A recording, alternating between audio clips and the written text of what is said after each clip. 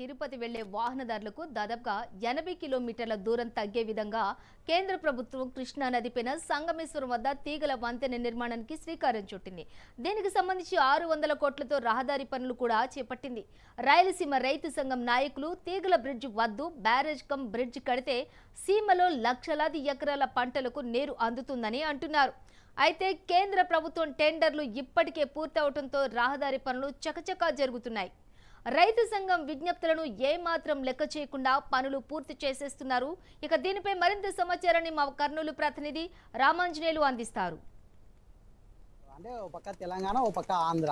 తెలంగాణ నుంచి ఆంధ్రాలో ఉన్నటువంటి తిరుపతికి నిత్యం కూడా వేలాది మంది భక్తులు అయితే ఈ దర్శనానికి వయా కర్నూలు, నంద్యాల, కడప అలా వెళ్తారు. అంటే చాలా దూరం. కాకపోతే కేంద్ర ప్రభుత్వం తీసుకొచ్చినటువంటి ఈ ఐకానిక్ బ్రిడ్జ్ ద్వారా, అంటే ఏదైతే సంగమేశ్వరం దగ్గర ఐకానిక్ బ్రిడ్జ్ కట్టడం ద్వారా దాదాపు 80 కిలోమీటర్లు ఈ దూరం అనేది తగ్గుతూ ఉంది. అయితే దీనికి సంబంధించి కేంద్ర ప్రభుత్వం ఇప్పటికే టెండర్లు కూడా పిలిచింది. దీనికి 600 కోట్ల రూపాయలు కూడా ఇప్పటికే టెండర్లు పిలిచారు. అయితే చూడొచ్చు, మన వెనకాల కనిపిస్తా ఉంది. ప్రస్తుతం మనం ఈ కృష్ణా నదిలో మధ్యలో ఉన్నాము. మన వెనకాల కనిపించేటువంటి ఈ 2 కొండల మధ్యలోనే ఈ ఐకానిక్ బ్రిడ్జి కూడా రానుంది. అయితే ఇప్పటికే ఈ బ్రిడ్జి నిర్మాణ పనులు కూడా స్టార్ట్ అయ్యాయి. అయితే రోడ్డు అయితే చాలా వరకు కూడా ఇప్పటికే రోడ్డు పనులు కూడా సాగుతూ ఉన్నాయి.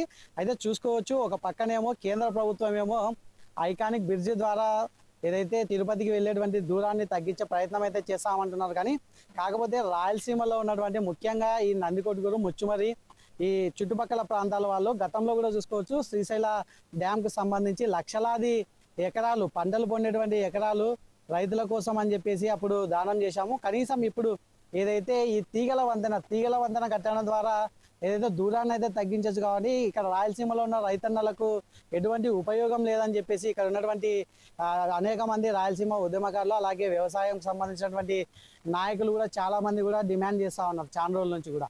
ఇప్పటికైనా సరే కేంద్ర ప్రభుత్వం ఒకసారి ఎలాగో 600 కోట్లు పెడతా ఉన్నారు. బ్రిడ్జ్ కమ్ బ్యారేజ్ అయితే దాదాపు ఇంకొక 200 కోట్లు అదనంగా అవుతుంది. దానివల్ల నిజంగా ఈరోజు రాయలసీమ కరువు కాటాలతో అల్లాడుతుంది.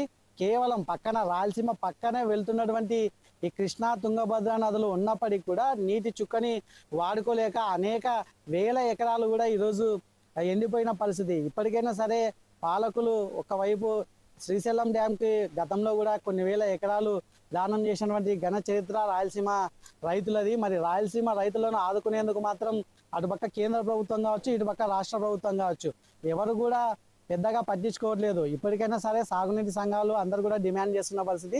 అంతేకాకుండా ఇక్కడ రాయలసీమ సాగునీటి చాలా మంది మెంబర్లు, ముఖ్యంగా బైరెడ్డి రాజశేఖర రెడ్డి కూడా అనేక పర్యాయాలు ఇక్కడ సంగమేశ్వరంలో పెద్ద ఎత్తున రాయలసీమ నాయకులతో అందరితో కూడా పెద్ద ఎత్తున ఇక్కడ కార్యక్రమాలు నిర్వహించినప్పటికీ కూడా రాష్ట్ర ప్రభుత్వాలు అప్పటికి ఏదైనా సరే తీసుకుంటాం నిర్ణయం అని చెప్తా ఉన్నారు.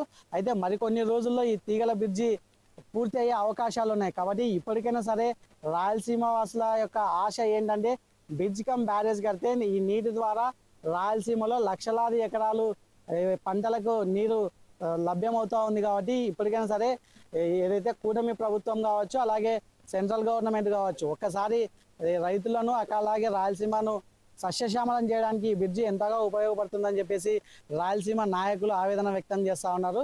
మరి ఇప్పటికైనా సరే ఈ 2 కొండల మధ్య వచ్చేటువంటి తీగల బ్రిడ్జి కాకుండా ఏదైతే బ్రిడ్జి కమ్ బ్యారేజ్ నిర్మిస్తే రాయలసీమ వాళ్ళ తలరాతలు కూడా మారే అవకాశాలు ఉన్నాయి. కాబట్టి ఒకసారి ఆ ఆలోచన కూడా చేయాలని చేసి ఇప్పటికీ కూడా రాయలసీమ రైతన్నలు అలాగే నేతలందరూ కూడా డిమాండ్ చేస్తున్న పరిస్థితి. కెమెరామెన్ సురేష్తో రామాంజనేయులు, CVR న్యూస్, సంగమేశ్వరం నుంచి.